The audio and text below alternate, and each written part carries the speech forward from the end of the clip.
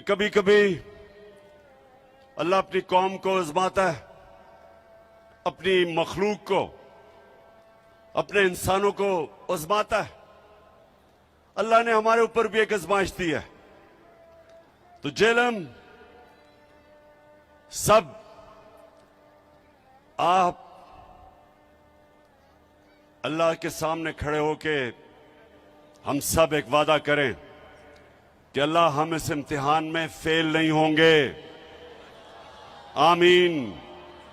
हमारे लोग मुश्किल में, ऊपर से लेके स्वात, चित्राल, गिलगित बल्तिस्तान, हर जगह अजाब आया हुआ है।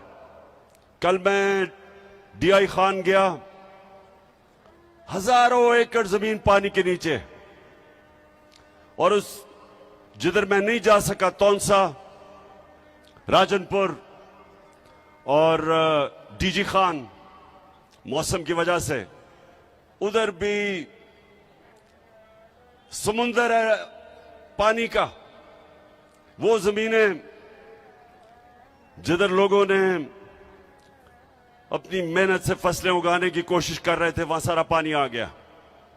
और फिर नीचे बलूचिस्तान तो तकरीबन सारे बलूचिस्तान के इलाके मुतासिर हुए हैं।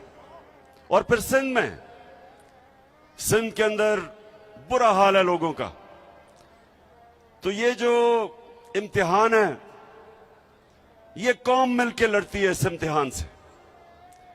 गवर्नमेंट्स जितनी भी कोशिश कर लें, जब तक सारी कौम इकट्ठी नहीं होती, इस तरह के इम्तिहान से हम पास नहीं हो सकते। 2010 में सैलाब आया और मुझे याद है मैंने पूरी कोशिश की, और भी लोगों ने, बल्कि हर पाकिस्तानी ने कोशिश की। और वो इतना बड़ा हमारी कामयाबी थी कि सारे पाकिस्तानी बाहर थे, पाकिस्तान में सब ने उसमें शिरकत की। और जो इतना बड़ा एक इम्तिहान आया हुआ था, उससे मुझे बड़ा फख्र है कि पाकिस्तानियों ने बड़ी जबरदस्त किस्म से हमने वो पास किया।